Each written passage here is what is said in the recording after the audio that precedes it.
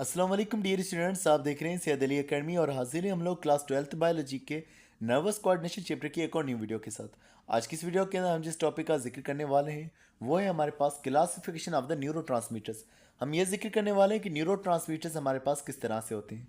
हमें मालूम है कि हमारे पास जो न्यूरॉन मौजूद होते हैं, एक न्यूरॉन जो है वो दूसरे न्यूरॉन तक अगर मैसेज पहुंचाना चाहता है, यानी कि एक न्यूरॉन से दूसरे न्यूरॉन या दूसरे किसी इफेक्टर के पास अगर मैसेज जाना चाहता है तो वो जाएगा इन न्यूरोट्रांसमीटर्स की मदद से। ये न्यूरोट्रांसमीटर्स कुछ केमिकल्स होते हैं जो नर्व इम्पल्स को एक न्यूरॉन से दूसरे न्यूरॉन या फिर एक न्यूरॉन से दूसरे सेल के पास लेकर जाते हैं। अब इनकी दो किस्में हो सकती हैं।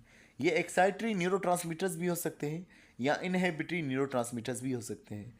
एक्साइटरी न्यूरोट्रांसमीटर्स वो होंगे जिनकी वजह से नर्व इम्पल्स जो है आगे पहुंचेगा और जिसकी वजह से जो डिपोलराइजेशन है यानी चार्जेस का फ़र्क है वो हमें देखने को मिलेगा।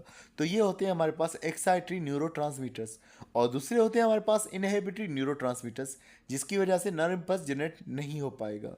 तो ये दो तरह के न्यूरोट्रांसमीटर्स हैं, इन दोनों को हम जिक्र करते हैं। सबसे पहले हम एक्साइटरी न्यूरोट्रांसमीटर्स की आवाज़ जिक्र कर रहे हैं। तो हमारे पास जब एक्साइटरी न्यूरोट्रांसमीटर अगर मौजूद होंगे तो इनका काम ये होगा कि ये सोडियम के गेट को ओपन कर देंगे। सोडियम के गेट को जैसे ओपन कर देंगे, सोडियम सेल के अंदर आना शुरू हो जाएगा। सोडियम सेल के अंदर आएगा, अंदर की तरफ पॉजिटिव चार्ज डेवलप होगी और इस वजह से हमें डीपोलराइजेशन देखने को मिलेगी। हमें मालूम है कि ये हमारे पास एक मेम्ब्रेन मौजूद है। इसमें मौजूद है प्रोटीन के गेट, जो कि सोडियम वाले भी होंगे, पोटाशियम के गेट भी होंगे। पहले ये होता है कि अंदर की तरफ नेगेटिव चार्ज मौजूद होता है और बाहर की तरफ पॉजिटिव चार्ज होता है, क्योंकि बाहर सोडियम ज़्यादा होता है। अब होगा क्या कि अगर सोडियम की गेट ओपन हो जाएंगे तो बाहर मौजूद जो सोडियम था वो अंदर की तरफ आ जाएगा, जिस वजह से अंदर की तरफ पॉजिटिव चार्ज आना शुरू हो जाएगी। इस तरह से अंदर की तरफ चार्ज का डिफरेंस हमें देखने को मिला है, हम कहेंगे डीपोलराइजेशन हो चुकी है। तो ये जो डीपोलराइजेशन हुई है ये एक्साइटरी न्यूरोट्रांसमीटर की वजह से हुई है।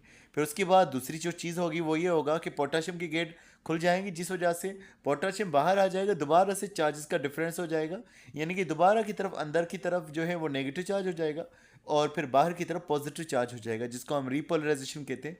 तो ये एक्साइटेड न्यूरोट्रांसमीटर्स की वजह से हो रहा है। अब लिखा हुआ है जो चार्जेस हासिल होने वाली, जो करंट हमारे पास हासिल होने वाला, जो वोल्टेज हासिल होने वाला है उसे कहा जाएगा एक्साइटरी पोस्ट साइनेप्टिक पोटेंशियल। एक होता है हमारे पास पेरिसाइनेप्टिक न्यूरॉन और दूसरा होता है पोस्ट साइनेप्टिक। पोस्ट साइनेप्टिक यानी कि जिसके पास वो एक्टिविटी पहुंची है, इलेक्ट्रिकल एक्टिविटी पहुंची है। तो इस तरह से पोस्ट साइनेप्टिक पोटेंशियल से कहा जाएगा उस इलेक्ट्रिकल एक्टिविटी को जो कि हमारे पास हो रही है उस न्यूरॉन के पास में। जो वैल्यू होगी वो जो है +50 में वैल्यू हो सकती है। इस तरह से जो भी वैल्यू होगी वो हमारे पास एक्साइटेड पोस्ट साइनेप्टिक पोटेंशियल कहलवाएगी। अब यहाँ पर हमारे पास उन केमिकल्स का जिक्र है जो कि इस इलेक्ट्रिकल एक्टिव को जनरेट करते हैं। इनके अंदर नाम लिखे हुए हैं एसिटाइल कोलाइन, जो कि मोस्ट कॉमन जो है न्यूरोट्रांसमीटर है।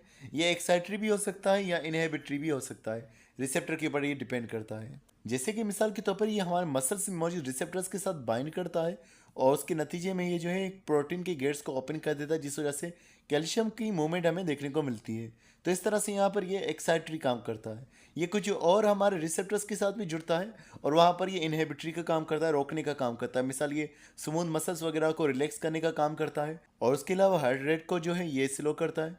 उसके अलावा वैसो डायलेशन कराना, तो ये कुछ इसके इनहिबिटरी वाले काम भी हो सकते हैं। कुछ और न्यूरोट्रांसमीटर्स का भी जिक्र है जिनको बायोजेनिक अमाइंस कहा गया है। ये बायोजेनिक अमाइन से मुराद ये है कि ये अमाइनो एसिड के ब्रेकडाउन होने से या अमाइनो एसिड के कन्वर्ट होने से बनते हैं। तो इसके अंदर हमारे पास जो नाम लिखे हैं वो है एपिनेफ्राइन, नॉरएपिनेफ्राइन, ये हार्मोन्स भी है हमारे पास। तो ये भी जो है एक एक्साइटरी न्यूरोट्रांसमीटर्स हैं। उसके अलावा कुछ और है हमारे पास, जैसे कि है डोपामिन और एक है सेरोटोनिन। ये दोनों हमारे पास जो हैं ये भी एक्साइटरी न्यूरोट्रांसमीटर्स हैं।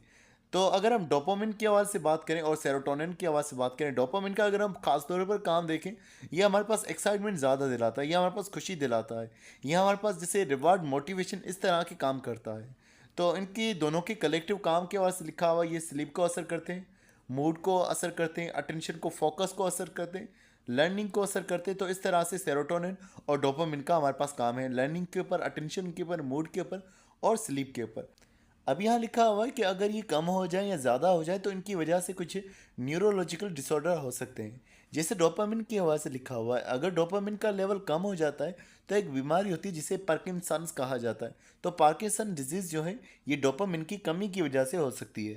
इस बीमारी के नतीजे में जो है इंसान की जो मूवमेंट होती है, उसका जो कोऑर्डिनेशन होता है, उसकी जो मेमोरी होती है, ये सारी अफेक्ट होती हैं।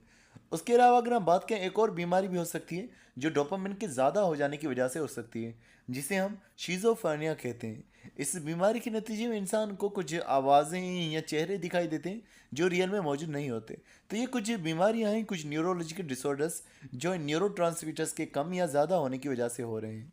अब इस तस्वीर के अंदर यहाँ पर जिक्र किया जा रहा है इन न्यूरोट्रांसमीटर के हवाले से। लिखा हुआ एक्साइटेड न्यूरोट्रांसमीटर के हवाले से। तो ये एक सेल में से निकलेगा, जिस सेल में से निकलेगा, जिसकी मेम्ब्रेन में से निकलेगा, वो होगी प्रेसाइनेप्टिक मेम्ब्रेन। तो ये है हमारे पास प्रेसाइनेप्टिक मेम्ब्रेन, जहाँ में से ये न्यूरोट्रांसमीटर रिलीज होगा। अब अगर हम बात करेंगे, ये जाएगा, पहुँचेगा पोस्ट साइनेप्टिक मेम्ब्रेन के पास में, और वहाँ पर जा करके इलेक्ट्रिकल एक्टिविटी को जो है वो बढ़ा देगा। तो ये यहाँ पर डीपोलराइजेशन को काज कर रहा है। अब हम बात करते हैं इनहिबिटरी न्यूरोट्रांसमीटर्स के हवाले से। ये वो होते हैं न्यूरोट्रांसमीटर जिनके आने से पोस्ट सिनेप्टिक मेम्ब्रेन जो है वो हाइपर पोलराइज हो जाती है, यानी कि वो बहुत ज़्यादा नेगेटिव होती है। अब इनके आने से क्या होगा, अगर ये मिसाल के तौर पर आते हैं तो ये पोटेशियम की गेट्स को मिसाल के तौर पर ये ओपन कर देते हैं। जब ये पोटेशियम की गेट्स को ओपन कर देंगे तो मेम्ब्रेन से बाहर पोटेशियम चला जाएगा, क्योंकि पोटेशियम पर पॉजिटिव चार्ज है। अगर ये मेम्ब्रेन से बाहर चला गया तो मेम्ब्रेन में और ज़्यादा नेगेटिव चार्ज हो जाएगा। तो इस तरह से बाहर ज़्यादा पॉजिटिव, अंदर नेगेटिव चार्ज हो गया। या फिर ये जो है क्लोरीन के गेट्स को ओपन कर देंगे तो क्लोरीन जो है वो अंदर की तरफ आना शुरू हो जाएगा। इस तरह से अंदर भी नेगेटिव चार्ज जो है वो ज़्यादा हो सकता है।